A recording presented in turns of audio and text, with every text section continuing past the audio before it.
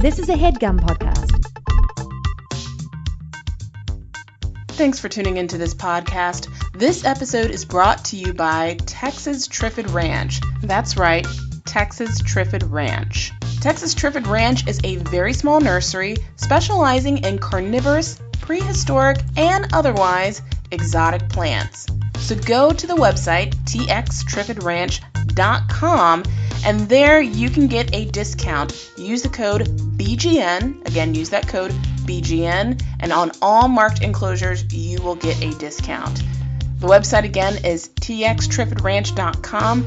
That is TXTRFFID ranch.com. Odd plants and oddities for odd people.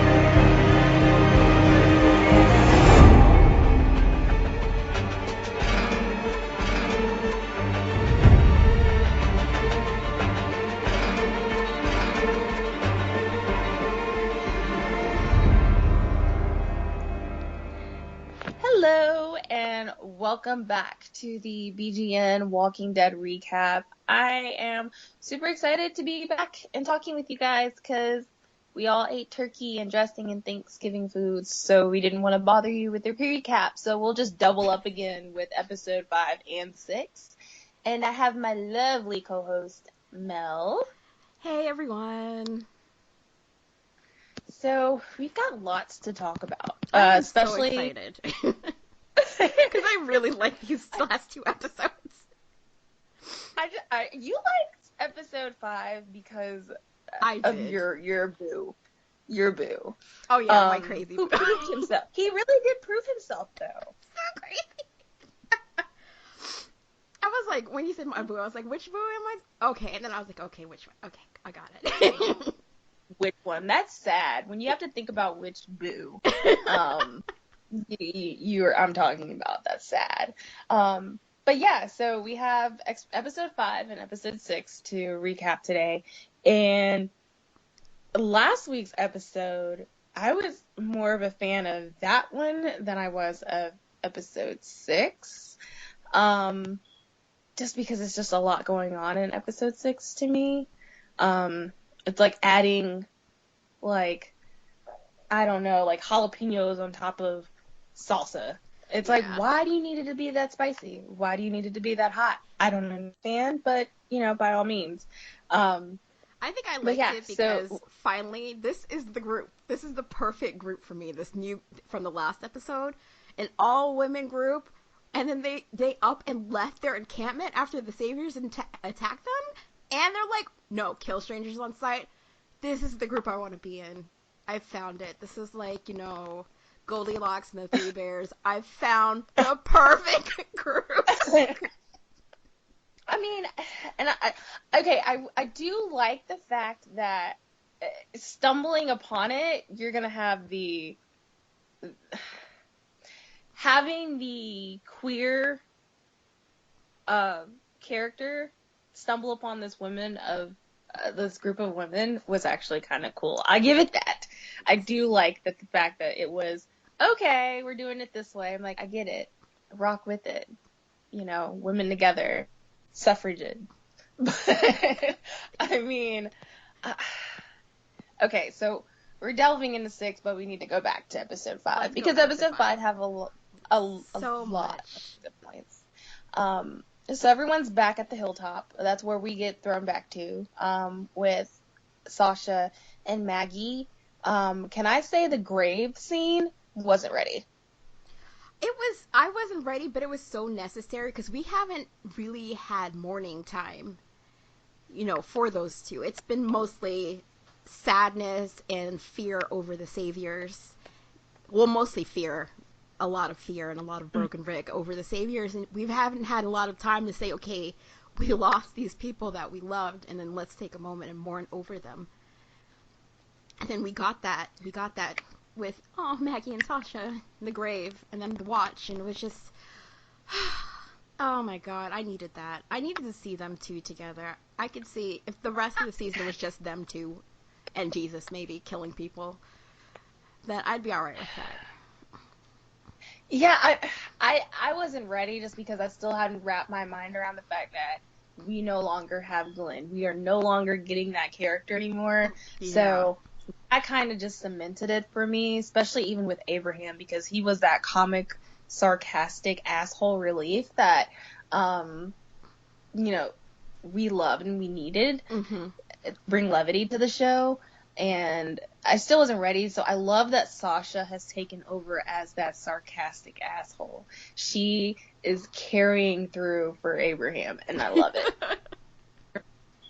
It's perfect. And the opening scene with Maggie, I was really sincerely hoping that, baby was okay. Because I really thought we were going to be like, oh, baby's gone. And I'll be like, oh, I can't take it. But I think they know that we would probably lose their minds. And then, I always wondered, how stuff like that happens, in this zombie world. Because, you die and you turn into a walker. So if the baby dies inside you and turns into a walker, what happens? So... Oh, you want an alien scene? No, I was worried they would do that. Because if ever... Come on. This show, I would not put it past them to have, an alien fetus popping out of somebody's stomach. They would love that. Are you kidding me? All that money they didn't spend on the wigs, they can spend on the alien fetus. Christ. Tell me you couldn't see them doing that. Tell me you couldn't see Greg Nicotero be like, you know what, alien fetus, yeah, I like that, let's do it. Yeah. Yeah, okay. Now you can't get it out of your head. It's there now. I'm gonna have dreams of zombie babies, and it's gonna scar me for life, and... Yeah. Congratulations, Mel. Hey, you had the Lucille vibrator, so I still owe you for that. Oh, god damn it. You had to bring up Lucille's vibrator. You know what? By all means. I had let it go, Mel. Thank you very much. I had let it go. Obviously, I have not. I hold a grudge like Carl holds a grudge. Okay, but Carl, Jesus Christ. Carl! Okay.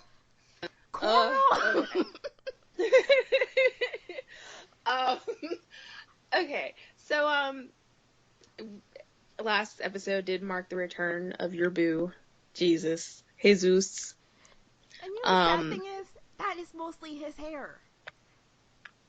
It is his hair. It's his hair and then bad extensions. Yep.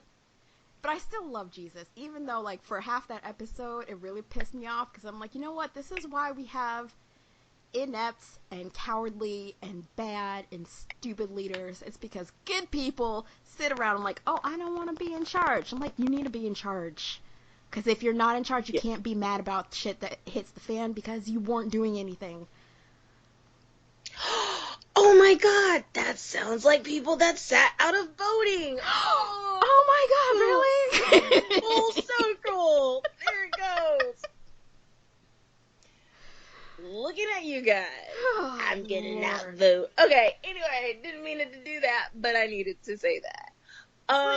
It's hard when you watch Gregory just be so horrible, but in a way that is so familiar to us right now. Yes, it's like watching this is like, it's really hard just not wanting, because I hate the Saviors with a burning passion, but at the same time I'm like, okay, I hate the Saviors, I hate Gregory, what the hell am I feeling right now? I mean, I'm like, you're just feeling, and then it's like, I see people like Jesus who just kind of like, oh, no, I really don't want the power. I just feel like, it could be a democracy, everybody... It's not a democracy, Jesus. It's not. This is the apocalypse. He was getting ready to turn over a pregnant woman to these bastards. Goodness. Obviously, he is not a good leader. Obviously. Whew. I can't. Like, the fact that was even a thought, it just, like, wow, okay. And, like, his reaction to seeing the graves and, like, they're gonna get mad, they're gonna find us. I'm like, I need you to take it down, like, 2 notches, you cowardly bastard. Mm-hmm. Like, I just need you to. But I'm glad it turned out the way that it did. Will it come back to bite Jesus in the ass? I'm sure it will, because that's just how The Walking Dead works. I hope not. But I will say this to your boo. The way he climbed down that column, I was like, look at him. He's tactical. Wait, which boo are we talking about? Jesus! Okay. How did Jesus get to be my boo? I haven't done nothing but crap on his wig. Yeah, I'm just gonna. He's already been deemed that. You've professed your love for his wig, so now it's his struggle extensions. Yes. Oh God, I did love him a lot in this episode when he went. And he has. Sasha. I was like, oh, yeah, be back up. He's got like the worst extensions I've ever seen in my entire life. Like he's got those extensions, those clip-in ones that are synthetic. It's those ones that you buy from like the hair store that sells the really cheap nail polish and the really cheap makeup, and then it's the size of a shoebox. That kind of hair store. Yeah. And that's, you know what? But here's the thing, though. He didn't go for the Remy. He didn't go for Remy extension. Nope. You know what he went for? That kind of hair store does not sell Remy because they know that you're not going there for that. No.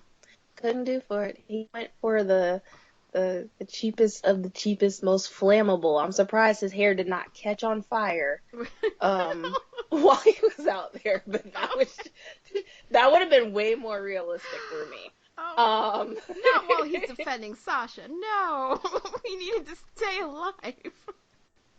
Yeah, in the Saviors, like, that whole scene was really intense to me because you just felt like everything was going to be given away. Like, yeah, because they're sitting on that, they don't know about the lie that they told that Maggie's dead. So they don't know that. Yeah. So it's like, oh, please don't let this let this not go badly. Please, please, please. Yeah, and you're just watching it like, oh no, like, no, please don't. But, I mean, it all worked out. Especially with the scene where Maggie went all badass and punched Gregory in the face and was like, my name is Maggie Ree. And then because I was watching this at work, so then I had my little headphones in, and I stood up from my chair, had my arms in the air, and I was like, yes, that is Maggie. Thank you. I needed that. Thank you for people outside of my office having taken that day off so they weren't there. Because I was pumped up. I was pumped up. I was like, I feel it right now. I'm feeling it for Maggie. I'm feeling it for Sasha sitting at the end, sharpening that knife, the scar in her mouth. My boyfriend had fallen asleep, and I was watching, and as soon as she said that, I screamed, yes! And he just, like, looked at me like, what is happening? I'm like, I'm so sorry. I'm so very sorry that just happened.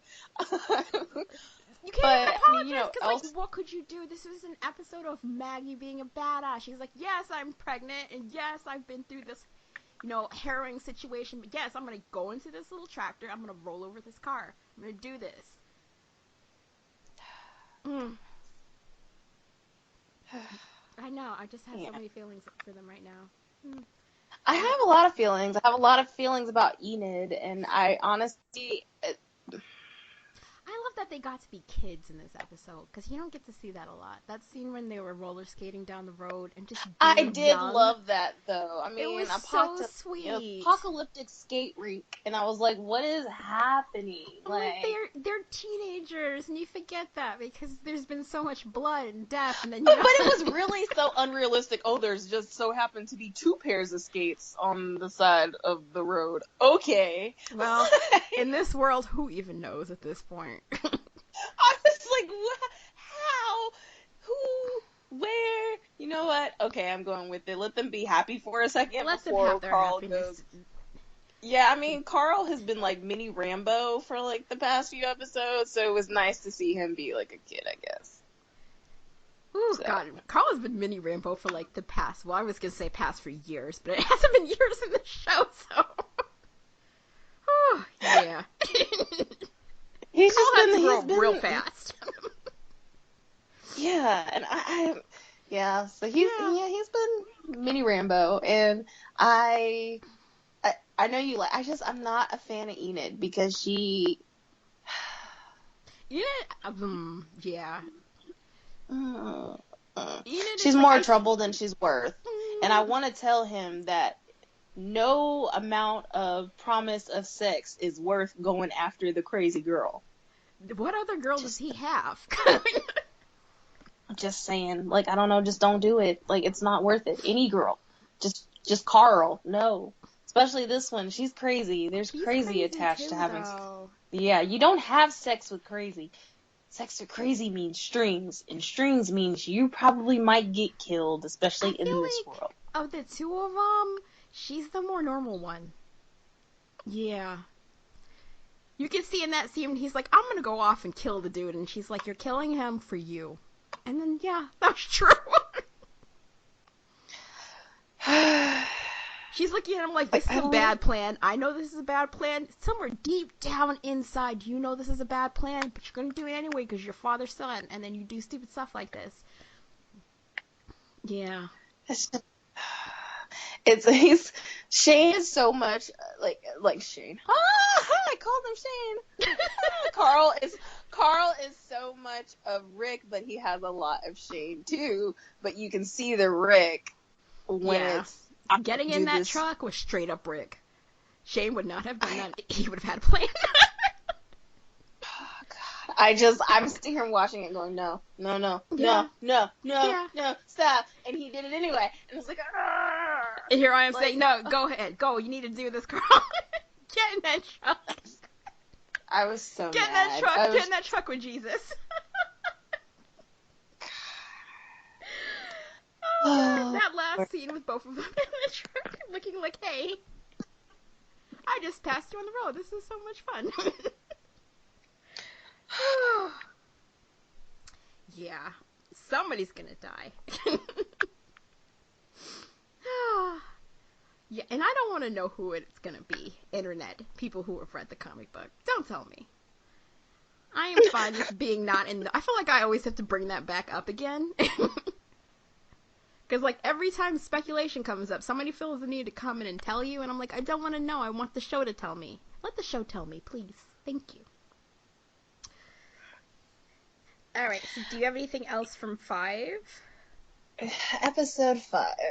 No. I mean, I liked the episode, and it just... That episode paced way better than everything else so far this season. Every other episode has been, like, paced like, I guess. Okay. Well, so, you know, it was pretty, I like the pacing of episode 5. Yeah. Episode 6, I don't know. Like, it was cool. Like I said, it was cool to see, like, the all-women camp, and what brought them together. It was very, you know, the island of Valhalla, which is, I mean, cool. I mean, it's really cool because this would be what you would expect. You would expect there would be a group like this. And it was good to take a break from everybody else. Let everybody else breathe for a second. Also sad to see, because it was good in the sense that we were with Tara, who took us back to a time before all the shit went down, before everything got so horrible. Yeah. And then it was sad at the same time because she doesn't know, or she didn't know for most of the episode what had gone down, so she was still in, I guess, a more innocent place, even though she had come from killing all those people. Mm-hmm. So yeah. And then to think on that throughout the episode, like what that meant. Was it worth it to kill all of those people? What did it accomplish in the end? Yeah, I mean, when she, like, to know that, like, that Tara, I don't know. I love Tara. Alana Masterson, I love her. I love her entire family. They're all weirdos, but they're good actors. But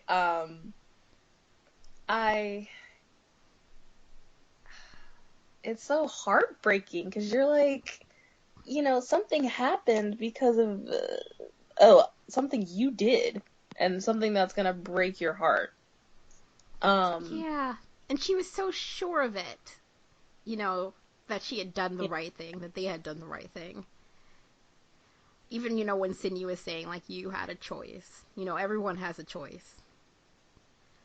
She was so sure that, there is evil in this world and we have to take care of it and we have to do something about it. Up until she got back. And then I think maybe her mind changed a little bit. Yeah, we're gonna see something going forward. Like, she's gonna. I don't know. Do you think it'll be like Sasha, where she just becomes like super militant? I don't think so. I think it's the opposite. Because if she was, she would have told Rosita about the settlement, but she didn't. Yeah, that's because true. She knows that they have a whole shit ton of guns, and then Alexandria they have nothing. So if she really was gonna become militant, she would have said something. Because she knows, Rosita could have gone in there and gotten the guns easily. Yeah, I think, Rosita's super militant right now, and I need guns, and guns are the only thing that's gonna save us. But, I don't think that's gonna help Rosita. It won't help Tara. It's... Well, eventually they're gonna need guns because they're gonna have to take out the saviors, but... right now, they need a plan, and then no one is planning. Everybody's making these solitary plans, and no one is planning together, and then that is not going to work. You need to plan together because you need the numbers, which is what the saviors have, and that's why they keep beating people. And I think that we need no clear leader has emerged just yet of who's going to reunite everybody under we need to take them down. And I thought I would see that this episode, but I really didn't either. I wanted to see, okay, are we going to have like a solution? Is someone going to say, hey, get your shit together and we need to take care of this? But that still hasn't happened yet either. You know what? The leader is going to be Maggie. I take that back. It is going to be Maggie. I thought it was going to be Ezekiel, but no, it's going to be Maggie. Maggie's going to pull everybody together. Ezekiel, like I said, Ezekiel is a figurehead. He's the Wizard of Oz. Mm-hmm. Once you take everything away, he is a salesman from Topeka. That's why you need Maggie. You need some. Yeah, so you need someone like that who's really at no point. The only thing she has left to lose is her baby, and I think that was her. You saw in her face when she's like, "Is the baby okay?" That's all she's got left to lose, because she doesn't have anything. I mean, she's got Sasha, but I don't know if that bond is going to be strong enough to, if something happens to Sasha, if she's going to break. I honestly think that it'll come down to either Maggie being in charge or freaking Carol coming back and being in charge. I don't see Carol. No. That's right. You think Carol's gonna go and save Daryl? Well, if Carol's gonna go save Daryl, whatever she's gonna do, but Carol, no. I cannot see that happening. Carol has done a runner too often. I mean, the only one right now who has the passion, the drive, and the ability still to do this, I think, is Maggie. Rick is broken. Yeah. There are not really any other leaders out there who could do this. Rosita has the drive. She's just not mentally stable. She has the drive to kill Negan, but she hasn't allowed herself to lead. Yeah, she doesn't have the drive to lead a group to do it. Just like Carl wants to kill Negan, he has the drive to kill. But he doesn't have the drive to lead a group to do it. All of them want to go in there as assassins and just snipe them. They don't want to be like, okay, we can't just take out Negan. We have to take out his entire infrastructure in a way that they cannot rise back up again and attack us when it's over. They're not thinking that far ahead. They're like, we need to kill Negan. We need to kill him. And I feel like Maggie would think, for the future. Yeah, I mean, in order to get to the top person, like we've learned from every book, every movie we've ever seen, you take out their support systems, because once the support systems are gone, they really don't have a leg to stand on. And Dwight has got to go. Oh yeah, he's got to go real quick, in a horrible way. In a horrible way. I'm not feeling this. I just. Oh God, let's not talk about him. He pisses me off. The whole sexual abuse, like, child molester thing is such an easy cop-out for TV shows that I need him to die before any of this happens. So, I don't know, but we'll see. I mean, and so with the speculation that Chandler is apparently leaving the show, from what I read, he's not really leaving, he's just fulfilled his contract of how far he was supposed to go, apparently. Like, he was only signed on for this long? 7 years? That makes sense. I mean, I'm not sure if you can sign on children for that long. Yeah, and I think he's still gonna stay. He didn't hint towards anything at Walker Stalker, and the fan base is too strong for Carl for him to go anywhere just yet, unless they do. If they end his storyline, they have to end it right. Like, he has to go out in blaze of glory taking Negan out. That's the only thing that I will accept. And then even that would be really messed up, because, like, that would kill Rick. It would kill him. That really would. Like, it would be hurt done. me, and it would hurt Michonne. It would hurt so many people. I think, okay, once it hurts Michonne, I think we're all just gonna be done. Like, if we see Michonne just, like, broken, like, I'm done. I'm never watching this show ever again. Oh my God, just... Oh God, I think... I don't know, that's why it would be really interesting. Like, I want Michonne to go to the camp, because, like, I feel like what would push her over the edge, what is the name of the camp? I can't even remember. Hilltop or? Not Hilltop, the all ladies, I can't even remember the name. I don't, did they say a name? I don't know, we're gonna call it Lady Camp. Okay. Lady camp. But, I mean, yeah, so I think that would be interesting to see, is to see Michonne there. Just because it's all these women that have lost, and especially Sasha too. She's lost everyone she's ever loved. So to see her in that environment would be really cool. It would be interesting. I think it would. How horrible is that? You're going to kill all the men in the camp above the age of 10? That is so messed up. You kill children. Oh, God, they need to die. Oh, the Saviors need to go. You gotta think, though, like, all these biblical references, like, it's so creepy. I don't like them playing with faith like that. Oh, God. Well, it makes sense from a conqueror point of view. But yeah, I guess so. I mean, I don't know, but I'm excited to see what comes forward now that everybody's kind of almost on the same page about what's happening. The only thing is that Sasha and Maggie don't know that their, deaths were faked. Well, Carol still doesn't know what happened, so. Oh shit, Carol, God. She's still in the dark. You know what? I'm still like. Oh, that reaction's gonna be messed up. Because just watching, Tara walk up the road and she has a smile on her face and her sunglasses, and that moment when, she sees Eugene and Eugene looks at her and his face crumbles. It's just, that's so hard to see. It's hard because it's like watching somebody you wanted them to not hear with the horrible place that you end up in. It's like, I wanted you to stay innocent, and then now you're not anymore. It's oh god, I didn't like that. It made me feel like, I don't know. And can we stop killing queer women? Like, can kill somebody else? Like, it's just getting annoying at some point. Like, that they can never be happy. But that's just me. I'm just kind of like at this point where it always happens.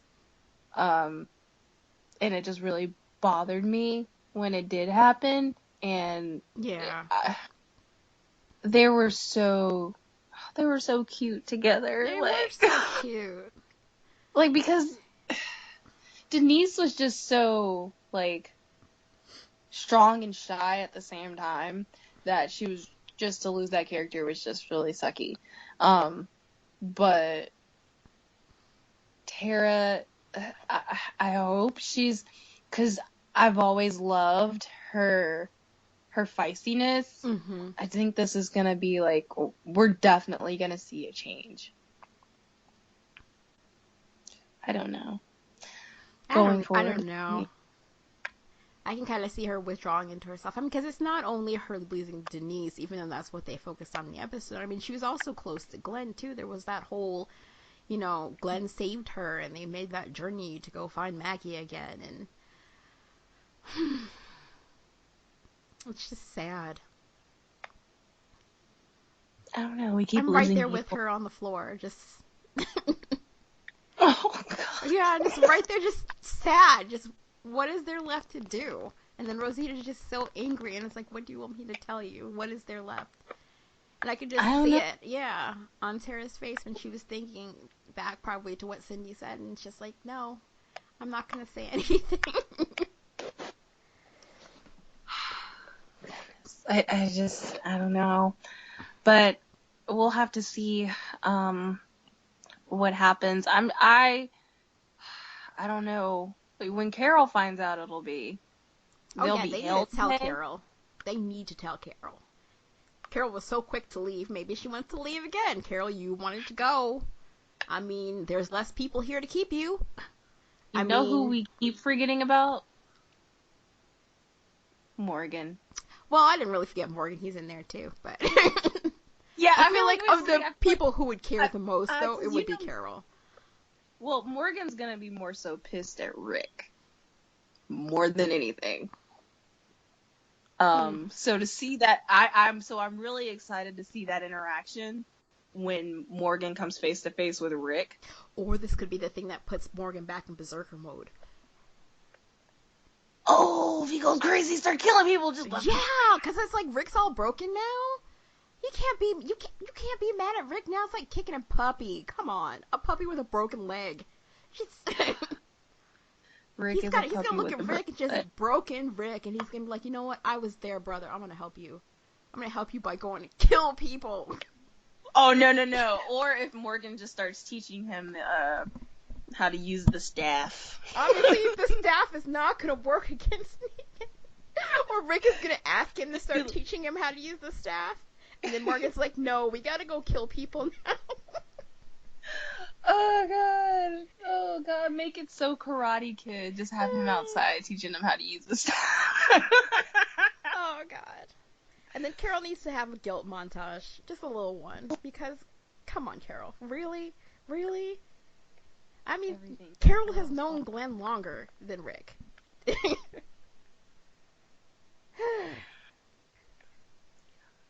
She's got a lot of ghost skeletons in her closet. She does, and then some of them she put there. But yeah. Sick of Carol and looking at flowers and cookies. I'm so sick of her ass. Look at the flower. I'm so done with her. She's horrible. Horrible. It's all her fault. No, it's not. Carol did what had to be done. Anyway. She did what had to be done. Carol's like the one in the background that gets their hands dirty so the king doesn't have to get his hands dirty. Oh, she's been getting dirty with the king. Oh, she's been getting dirty with the king. She's been having pomegranates with the king. That's a good kind of dirty. That's a good dirty. That's not like you got that little boy killed kind of dirty. Jesus Christ. There goes that PG-13 episode. Oh, God. I think PG-13 left when you said vibrator. Thank you very much for bringing that back up. This is The Walking Dead. But, Is anything PG-13 about this show? You should not be letting your children watch this show. God, I see so many kids like, I love Daryl. Like, what do you know about Daryl? Like, you are a child. Be a child. Go in the room, watch Adventure Time, and go to sleep. Yeah. And even then, Adventure Time is out of control. So you know what? No. How about you go watch Sesame Street and relax? Wow. There we go. There it is. Adventure Time does have less, heads being bashed in a bloody way than Walking Dead. So there's that. Oh, God. And they said it's nice, poppy songs. I'm sure if they had put a song in, the premiere, maybe it would have gone down a little better. But, nope. No. Instead you have all these traumatized children who are watching a show they shouldn't have been watching in the first place. Nope. Shouldn't have been watching it. Oh my God. Crazy. This show. Oh my God. It's so much. But I was excited to talk about it again because I had time to mull over last week's episode over Thanksgiving while I was eating and stuffing my face with not happy Cobbler. I was having regular people Cobbler, not Cobbler made out of people. Yeah, exactly. That's what that Cobbler is. That Cobbler is like not good. It's like those are like saviors. It's Sweeney Todd Cobblers, okay? That's what that is. They get saviors and they make the cobbler with the saviors. I bet you that's what it is. That's why none of the saviors go into the kingdom. This cobbler is so good. Yeah, that's right. It's so good because it's freaking people. God. Anyway. Wow. I was gonna say I digest. Be like, yeah, I digest people cobbler. Well, you gotta get the food from somewhere. Mm-mm. Oh, goodness. Alright, well, we'll be back to recap episode 7. It's called Sing Me. I think there's a few more episodes left. I don't know what they're doing. They normally go on their break, and they're like, you know what? Screw that. We're not doing that this year. I'm like, they started kind of late. Yeah, I guess so. We normally start like 2 weekends before Halloween, I guess. Okie dokie. Thank you, Mel. I'll see you later.